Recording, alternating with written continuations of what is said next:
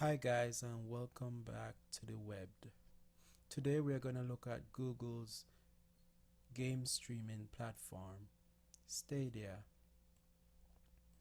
This is from the Business Insider on December 8, 2020. This article was released. So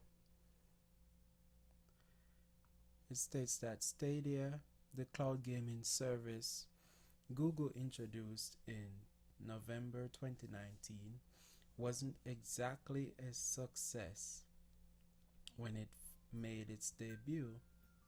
Stadia has since addressed initial criticism, and its business model represents a paradigm shift in gaming. So if you're confused by or unfamiliar with Stadia, don't worry, you aren't alone. What you need to know about Stadia. Stadia is Google's debut into the growing market of streaming video games.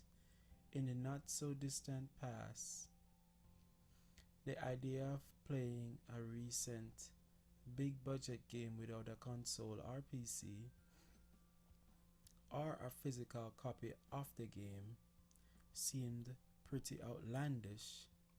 But with Stadia, you can play games like Destiny 2 or Assassin's Creed Valhalla without an Xbox, PlayStation 4, Nintendo Switch, or a gaming PC. You can play Stadia games on a variety of devices, including a computer with Google Chrome browser, Chromecast Ultra with a compatible controller, or certain Android devices. Even iOS devices will be able to stream Stadia eventually. Usually a web-based application that circumvents Apple's App Store. What Stadia costs. The free version of Stadia requires you to purchase the games you stream. However, you can access them indefinitely. You don't have to buy the Stadia hardware kit to access Stadia.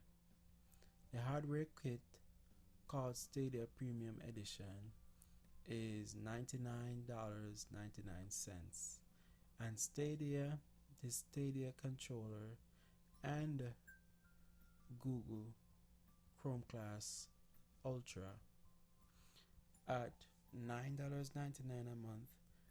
Stadia Pro, in contrast to the free version of Stadia, gives you Netflix-like access to its catalog of games. Although the available games change month to month, you can claim a game and maintain access to it as long as you're subscribed to Stadia Pro. If you cancel your subscription, you can play a game up until the subscription period ends. If you play up for Stadia Pro again, however, the games you've previously claimed will be available to play once more. Initial reactions to Stadia and subsequent developments. Google's attempt at gaming was not well received upon launch. The gaming world is a tough crowd, and Stadia was slammed by critics in its early days. Subsequently, Google has addressed certain problematic aspects of Stadia. Some of the biggest initial concerns about Stadia includes a noticeable input lag, the lack of mobile Stadia support for iOS, and a paid monthly subscription being the only available access to the platform at its launch.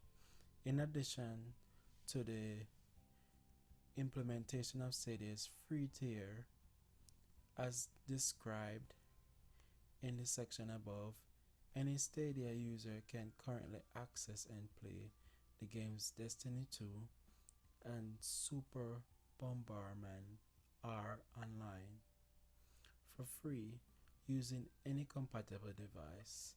Also, any user who signs up for Stadia's free tier currently gets a free month of Stadia Pro with access to more than 30 games. Seems very interesting. Google doing big things. Thank you guys for watching.